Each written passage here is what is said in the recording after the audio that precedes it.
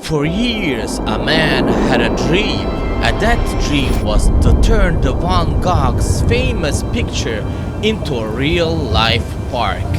My goal? To capture the cinematic shot this masterpiece deserves. So I borrowed the DJI Avata 2 from a friend, and we headed off to Visoko to fly down this beautiful park.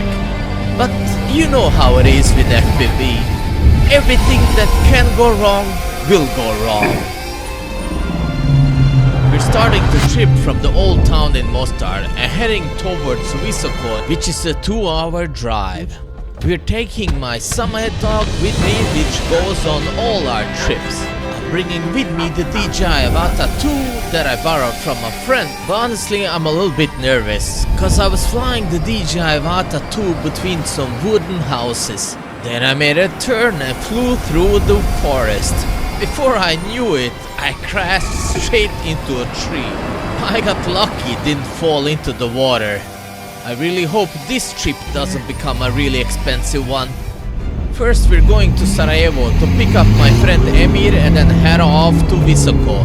As we arrived in Visoko, Emir told me that he brought with him the iFlight Chimera V7 Pro.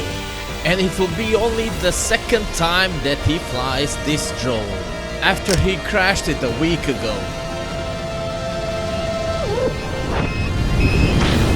He also told me he hasn't flown since, so let's hope this goes alright.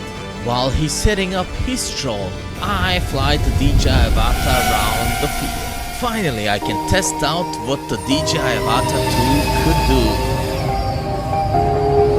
As I was flying around and enjoying myself capturing this beautiful footage, Emir was busy setting up his Chimera drone.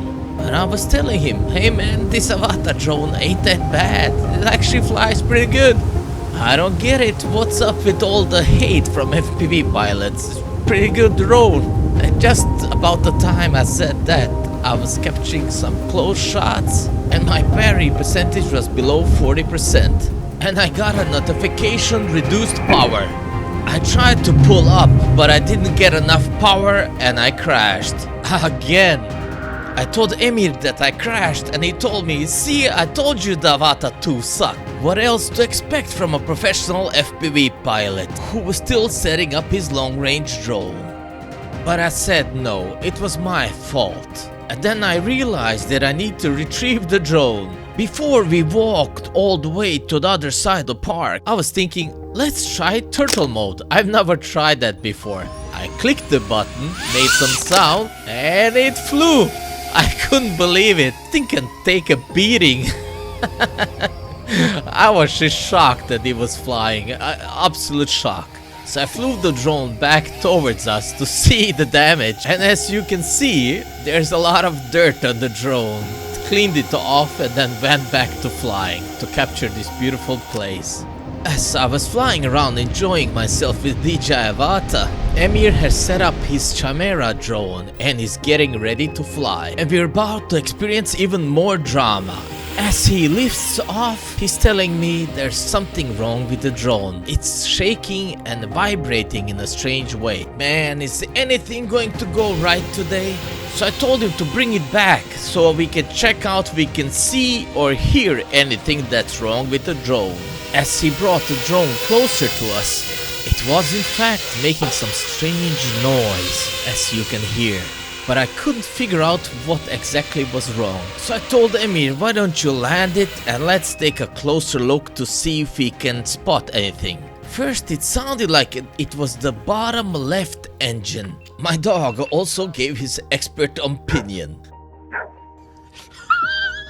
And after Emir and the dog had a discussion, they figured out that the arm was broken off and needs replacing.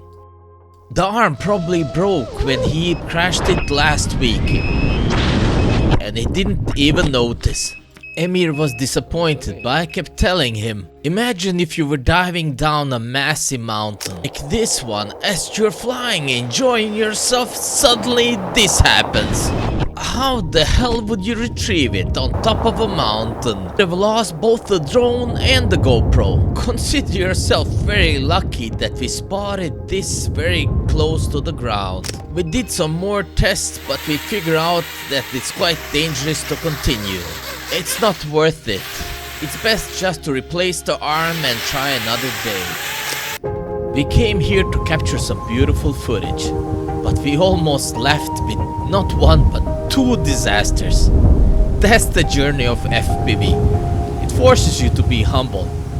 The transformation today wasn't in the footage, it was in the decision to stop. Earlier in our FPV journey we probably would have said, a little bit of vibration, it's fine, just send it. But today we flew the small drones instead of risking the big one.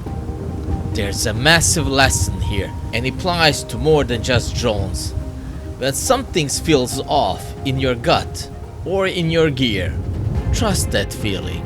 We want to show you the wins, but the real win today was that we brought our gear home to fly another day. And I still captured some beautiful footage with the DJI Avata. The park is still here, the wind is still here. And because we're respecting the process, all our drones are safe and ready for another flight. And if you wonder how Emir and I got great at flying FPV, we did a lot of this. And the only way to learn anything in life is to try, fail, and try again. Hell, we even crashed the Mavic 4 Pro. That's a little bit like my YouTube channel. I've tried and I failed numerous times. But even my dog has come around to love FPV drones. He used to chase them, but now he sits and watches us fly. So if you like cinematic FPV flying as much as my dog does, like and subscribe. Thanks for watching. Isn't he funny?